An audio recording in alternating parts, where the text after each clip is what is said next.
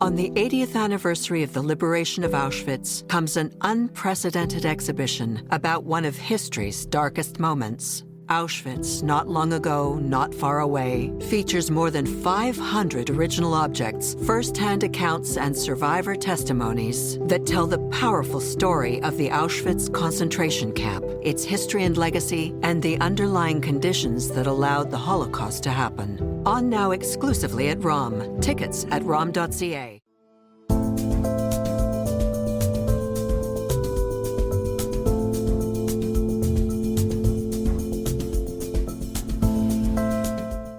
As a commitment to truth and reconciliation, I must acknowledge colonial and genocidal atrocities today, including the massacre of more than 17,000 Palestinian children in Gaza. I refuse to stand. That's what it sounded like a few days ago at an Ottawa high school when the student valedictorian managed to slip in an anti-Israel message in her pre-approved speech, referring to children who died in the ongoing Israel-Hamas conflict in Gaza, although she didn't say where that number came from or if it was accurate or mention why Israel retaliated to Hamas's October 7th massacre of Israelis. She said she couldn't stand by while colonialism and genocide were being perpetrated, and she called for a free Palestine. The young woman, Elizabeth Yao, is not Palestinian. There were, as you heard, lots of cheers, but afterwards, the student was told not to come to school until she spoke with the principal, and then she was allowed back within hours on the same day. Parents at the school received an apology saying the little bit extra in the graduation speech wasn't authorized. Then a local Jewish parents organization said convocations are no place for geopolitics. Independent Jewish voices sided with the Palestinians, and then the Ottawa District School Board was bombarded with 10,000 letters from pro-Palestinian lobby organizations, claiming the principal was anti-Palestinian, Palestinian voices were being silenced, and that everybody needed mandatory anti-Palestinian racism training. And that just kind of sums up and bookends how fraught this past academic year has been when it comes to public school boards and universities and colleges in Canada, the first full year after anti-Israel encampments sprung up across the country's university grounds. We've seen cases of professors posting hardcore pro-Hamas messages on their social media accounts. And then there were the kindergartners being shown graphic videos of dead Palestinians by a lunchroom monitor. We've seen masked students at McGill smash a sports center with Sylvan Adams' name on it. And in Calgary, on a campus there, students who were hearing from Israeli influencer Eilon Levy were being physically penned in by protesters. There have been students who've been forced to take part in anti-Israel protests instead of the original plan, which was a learning excursion to help a First Nations community. Students experienced harm. It was clear, if in fact what was posted on social media is accurate, that a Jewish student was told when she showed that it was uncomfortable to her teacher, said, get over it. A student that recently immigrated from India was told to be called a colonizer to get over it.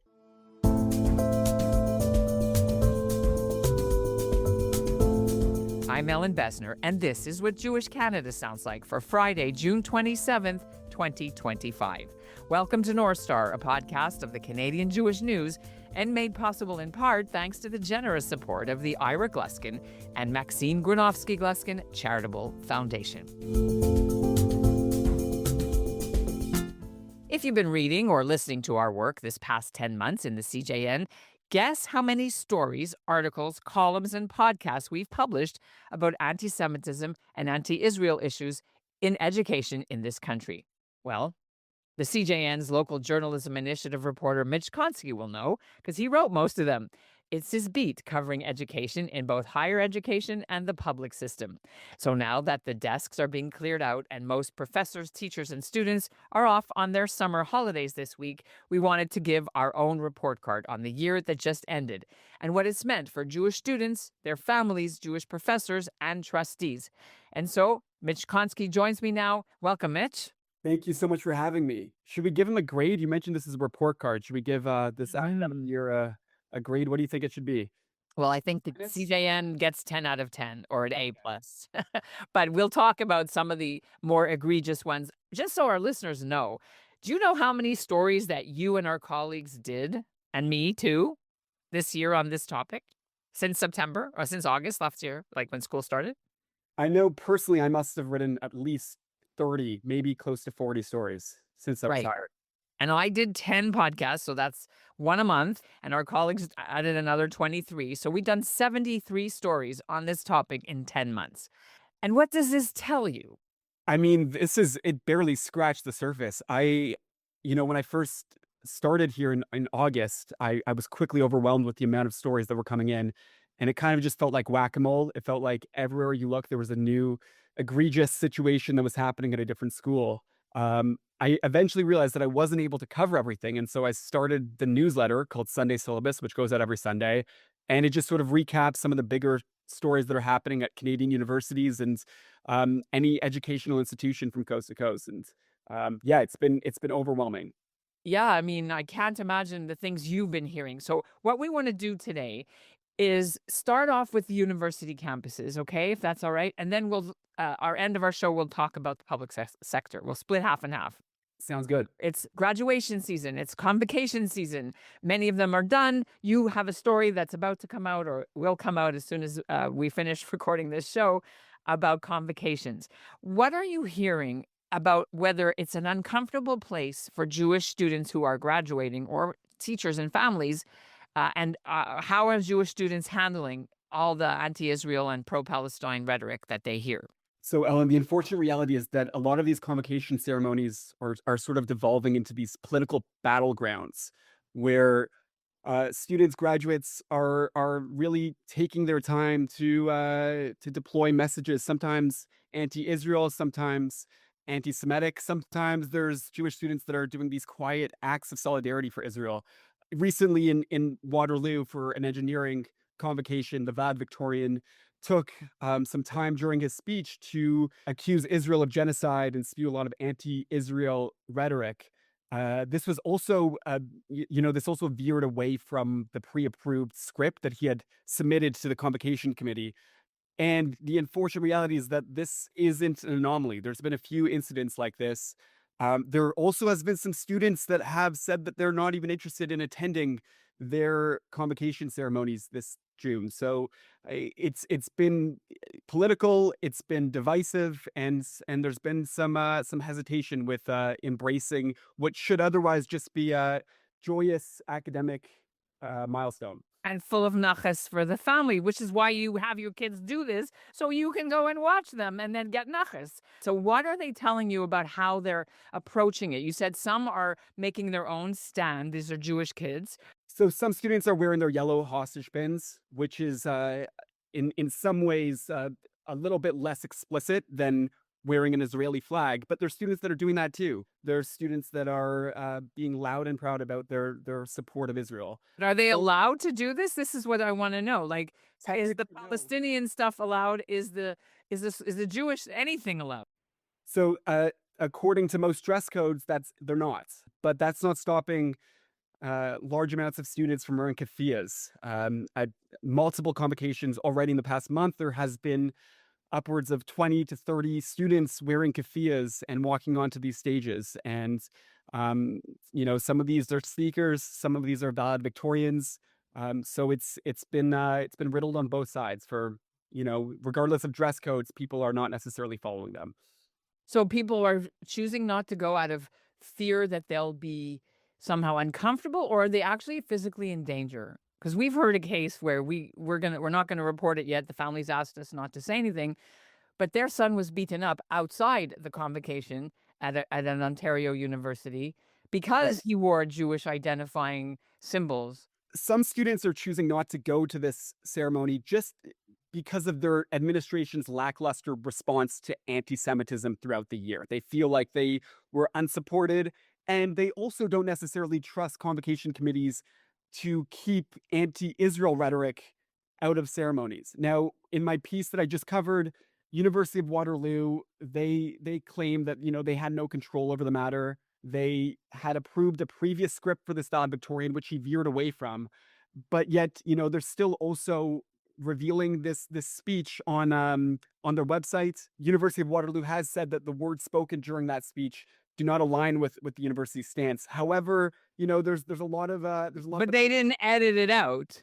yeah, they didn't edit it out. It's still available. It's still available on the website. So there's a lot of conflicting opinions about how they approached it. And then there's also the fact that a lot of students, they feel isolated within their cohorts. They feel like their fellow students have sidelined them or dismissed them. I spoke to one student who decided to reveal an Israeli flag on stage and then was unfollowed on social media by the rest of her classmates. So, Mitch, some of the universities that you've been reporting on have had problems. We mentioned it in my intro, where there's been a lot of violence against pro-Israel events or speakers that have come, or actually even occupation of buildings. But in terms of what McGill did, because they were particularly in the news a lot, they've been kind of the epicenter of a lot of this violence. How has McGill tried to kind of clamp down on their clubs and organizations, the Palestinian clubs and organizations that are at the heart of making it life miserable for Jews on campus? So there's been a few things. There was an injunction. They revoked the club status of a major pro-Palestine, but really anti-Israel organization called SPHR. And then what happened afterwards is they actually cut ties with McGill's student union in general.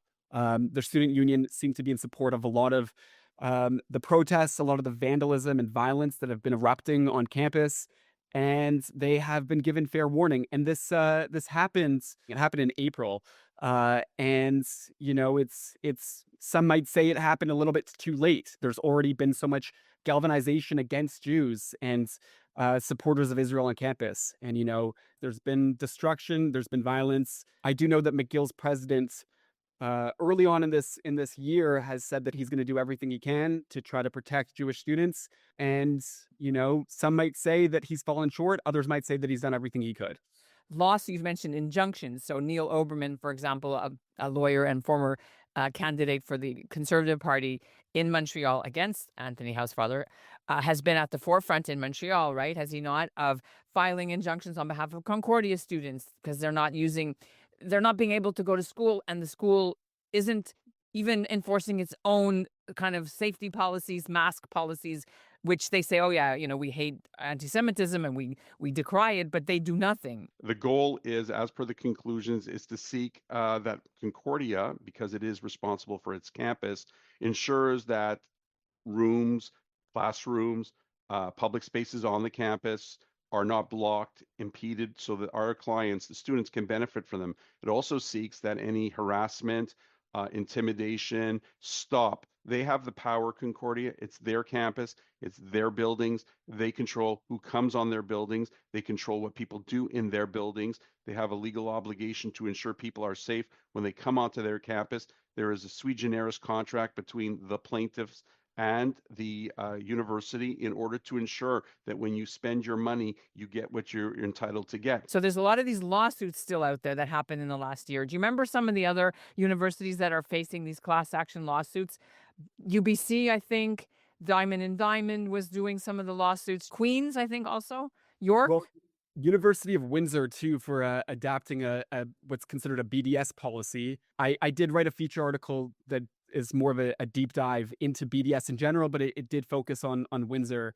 And there's some interesting things about the movement there, in the sense that a lot of it seemed symbolic more so than practical.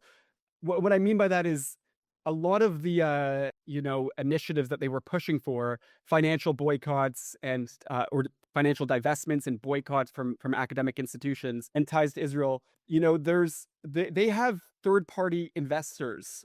They're called external pools. And it essentially means that these universities aren't able to invest specifically in companies. They're not able to pull their investments because they have these third-party investment pools. So financially, their hands are tied in many ways. There was, however, a motion to detract from any academic partnerships with Israeli institutions or Israeli scholars. And there is a lawsuit on behalf of CJN, who has claimed that this is an act of anti-Semitism, and it seems to discriminate from any potential academic futures between scholars from Israel, scholars from Canada at this university, and that's one of many other lawsuits that have sprung up in the last year. after the encampment said that we made victories here in Windsor was I would say, the worst or the best, depending on how you look at it, in terms of how much they conceded to pro-Palestinian encampments, the actual impact has been small.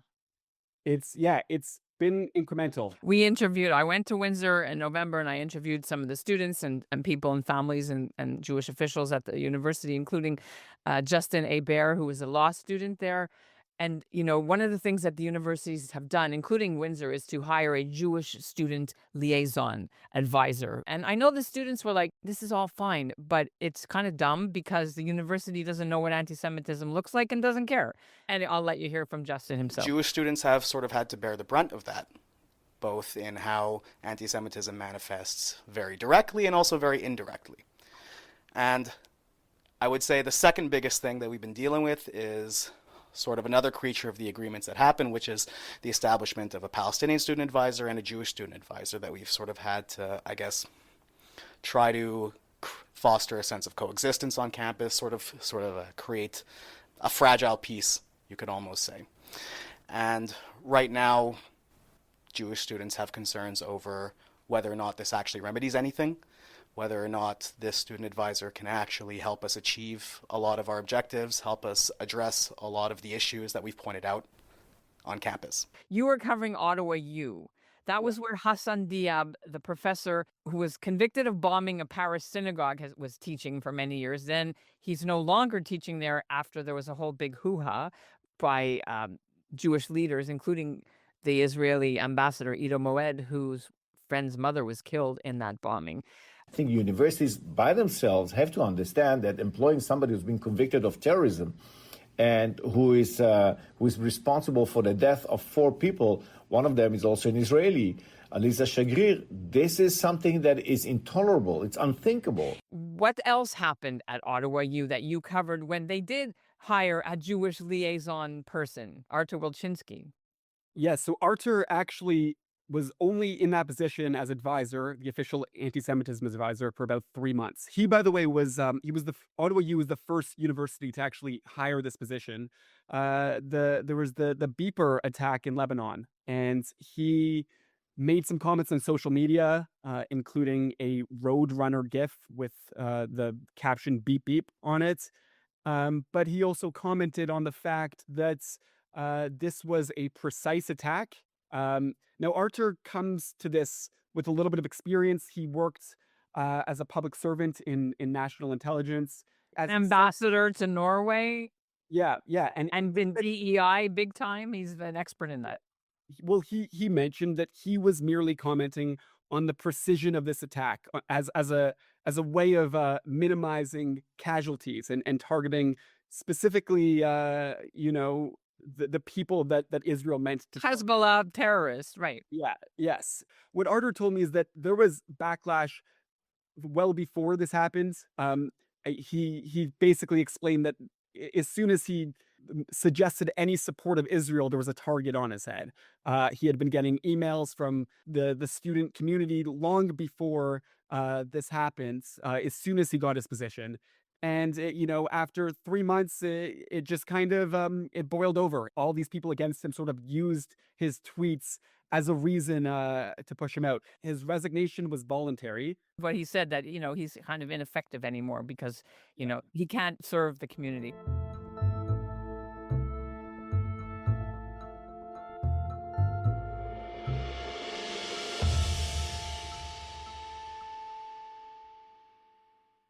On the 80th anniversary of the liberation of Auschwitz comes an unprecedented exhibition about one of history's darkest moments. Auschwitz, not long ago, not far away, features more than 500 original objects, first-hand accounts, and survivor testimonies that tell the powerful story of the Auschwitz concentration camp, its history and legacy, and the underlying conditions that allowed the Holocaust to happen. On now exclusively at ROM. Tickets at rom.ca. You were hired to cover campus anti-Semitism, but because of what happened after October 7th, you had to put on 2 hats, right? And right. I don't know how you do it. But let's talk about this anti-Palestinian racism thing, and where in the school boards are you covering that you're seeing this has become a huge issue So I think first we should flag one of the major catalysts for me extending my beat towards elementary and public schools beyond universities. And I think the biggest catalyst was the Grassy Narrow River Run, which it was, it was a protest that happened at the beginning of the year. And In Toronto, Toronto, and sorry, like September, right? and it was, sorry, I said protest. It wasn't a protest. It was meant to just be an act of reconciliation. It was a march. Before we go, our Grassy Knolls is like a First Nations community, Northern Ontario, where they have mercury water issues and health issues because of mercury in their water. So they do these marches on outside Queen's Park, right? Yes, yes. And it was really just meant to, as I said, to just be this moment of reconciliation.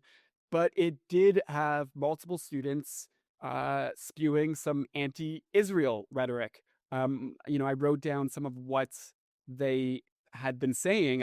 You guys are just going to repeat after me. From Turtle Island to Palestine! Turtle Island to Palestine! Occupation is a crime! There were banners. It was ugly. Now, afterwards, all hell broke out within the TDSB, and it ultimately inspired a provincial probe into the TDSB. Afterwards, the investigation ultimately concluded that the media took it out of proportion. Yeah, it's all our fault for even shining a spotlight and recording any of this stuff, right? It's that's disputed. You don't really know. At the end of the day, there's videos all over social media of students yelling these anti-Israel chants. I don't know if it was as much of a coordinated effort as maybe some media coverage made it seem to be. But the reality is it did ruffle some feathers, and it caused me to extend my beat into elementary public schools as well as universities. One of the most painful meetings I had to sit through was merely a meeting that would receive a recent anti-Semitism report. Now, this report was months in the making. It deployed multiple Jewish organizations throughout Toronto to try to develop a framework that could lead to the next steps of actual recommendations. This was For what? For anti-Semitism, for how to combat anti-Semitism in schools.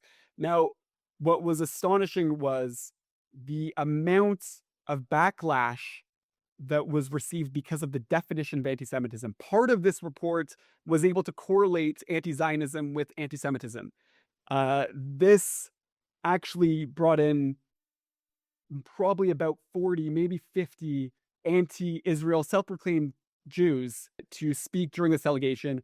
One of the things that I followed up with, it was actually the verification process. A lot of these people said that they were Jewish, and there was no verification to prove that to be the case. There were cases of delegates claiming heritage or relations to previous Holocaust survivors, and then those relations were debunked shortly afterwards. You must have spent 11 hours one night watching one of these meetings, right? Like, it was crazy. It went on and on. The reality is that this was only to receive a report. This wasn't upholding any recommendations or strategy. This was the next step towards developing an anti-Semitism framework that they have been trying to establish for years. Shelley Laskin has been doing a lot of incredible work, and they've been taking some steady steps towards building a strong anti-Semitism framework. But there's been so much conflict and disagreement about terminology, about definition, that it's been difficult to proceed with clear steps towards actually combating anti-Semitism in Toronto schools. But the fact that Jews in our schools in Toronto are being blamed for actions of a government in Israel is incredibly problematic. And I do think that because we use the IRA definition in the TDSB, this isn't about the politics of the state of Israel. This is about simply the fact that Israel, the majority of Jews feel that Israel has the right to exist. And when we see signs calling for the destruction or the annihilation of the Jewish people, it's hate, pure and simple. And It has to be stopped. Now, So what happened at these meetings is they were saying you're trying to silence Palestinian voices. They correlated fighting anti-Semitism equals anti-Palestinian. That's what I want to talk to you about. So where is that at now in the Toronto School Board? this is the biggest school board, and they really do reflect things that are happening on a wider basis. The TDSB has recently looped in what's called APR, anti-Palestinian racism, with a larger framework for approaching or confronting anti-Semitism in schools. Now, despite the fact that after multiple 11-hour meetings where the school was not able to actually agree on a clear definition of anti-Semitism, and also that they were not even willing to receive a report because of their disagreements on that definition, it's important to identify the fact that APR currently has no distinct definition, at least in their framework, at least in their legal understanding of what that means. It can open a lot of doors for ambiguity, right? If a student wears an Israeli flag to school or wears an Israeli soccer shirt, can that constitute as APR? Without a clear definition of what APR means, it potentially could be. Now, what's interesting is they also have concluded that senior staff will be receiving what's called APR training. And as Shelley Laskin, trustee Shelley Laskin, a tireless supporter of the Jewish community, she cautioned that without a clear definition of APR, this could become a slippery slope. That's kind of where we're at right now. This larger anti-hate framework is tabled until October, and we're yet to see how they're going to use it to come up with clear strategies for moving forward. This comes on top of the day-to-day walkouts and harassment and feeling isolated that Jewish kids have had all year. I heard at Rawlinson Public School in Toronto, where there's a whole judicial review going on about the Jewish parents who were elected democratically to run the public schools, PTA, parent council, that the people who are anti-Israel are trying to get them out. People are trying to overturn a PTA, which isn't even an elected, like a paid thing. It's just a volunteer thing. I also heard at that school last week that a kid was asked, what do you want to do when you grow up? Soon this kid stood up, 6 years old, and said, I want to kill Jews. And everyone clapped. So this is what the kind of things that we are all hearing, whether it's anecdotally or on your social media accounts, which you probably see all the time. I do want to mention the story that I wrote about teachers, because that story was, in the year that I've been with the CJN, that was the most difficult to write, because the amount of fear that teachers have over losing their jobs because of incidents like this. And I'm not talking about ambiguous or subtle anti-Semitism. I'm talking teachers that have been handed images of Hitler. I'm talking teachers that have had swastikas drawn in snow on their windshields. These teachers are afraid of speaking up because they're afraid that their administrations aren't going to back them, and also their unions aren't going to back them. That's evident to how big of a problem we're dealing with, not just in universities, not just in public schools, but, in Canada in general. And, I hope that collectively as a Jewish community, we can work through this. You wrote about the fact that Jewish enrollment in day schools is skyrocketing. It's truly remarkable that in the last couple years, there's been some steady growth, and we can't really, it's not as distinct. We can't necessarily say that there's a direct correlation with this post-October 7th world, but the numbers are pretty steady. Associated Hebrew schools reported 24% of new students transferred from public schools, which is a pretty large number. That's 1 in 4. Yeah, Bialik Hebrew Day Schools in the GTA, they grew to about 800 to 1,000 more students. There's definitely a lot of teachers, even in the public school that I've spoken to, they're pulling their own kids out of public schools and putting them into Jewish day schools. I know at Associated, they had to create more classroom space because they just didn't have enough space for the influx of students that were coming in. You mentioned that some Jewish teachers are staff. Lisa Levitan, a very prominent teacher in Ottawa and the Ottawa Carleton District School Board, prominent community leader, was subject of a formal complaint about her pro-Israel advocacy to the Ontario College of Teachers. She could lose her teaching license. that's new. And also the school trustee in Ottawa, Dr. Nili Kaplan-Mirth, resigned after years and years of basically they went after her when she called them out on anti-Semitism. They used all these things, and the last one was anti-Palestinian racism. The straw that broke the camel's back was a few weeks ago. Yeah, this was April 8th. Yeah. Yeah, because I raised my hand at that meeting because a person who was representing the equity committee came to a school board meeting in protest against Israel. And I raised my hand. I said, look, I don't think that people around the room realize that this equity committee representative is wearing a keffiyeh to protest Israel. But I don't feel like it's appropriate to antagonize Jews and Israelis. And I'm Jewish and I'm Israeli, and the Jewish students and the Jewish staff, most of us are Zionists, and most of us are going to feel like now the equity committee is taking a position, a geopolitical position that it shouldn't be. And I emphasized that it's not the actual garb, it's not the actual keffiyeh that's the problem. The person who is wearing it posts on social media and says things that are extremely anti-Israel, and posted themselves that they choose to wear the keffiyeh as a protest against Israel. And they got 10,000 letters, no, 16,000 letters, and she was called anti-Palestinian racist. So she's like, I'm done. I can't deal with these people. It's toxic. This beat has shown me how far the problem goes, and it's in classrooms with abusive podium.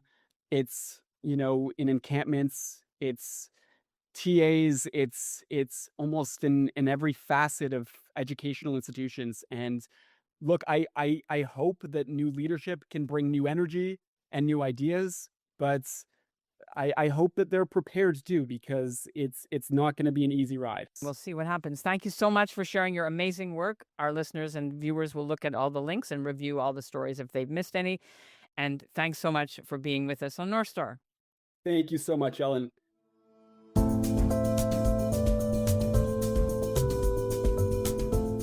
And that's what Jewish Canada sounds like for this episode of North Star, made possible in part thanks to Ira Gluskin and Maxine Gronowski-Gluskin's Charitable Foundation. Our show's produced by Zachary Judah Kaufman and Andrea Varsany. The executive producer is Michael Freeman, and the music is by Brett Higgins. Thanks for listening.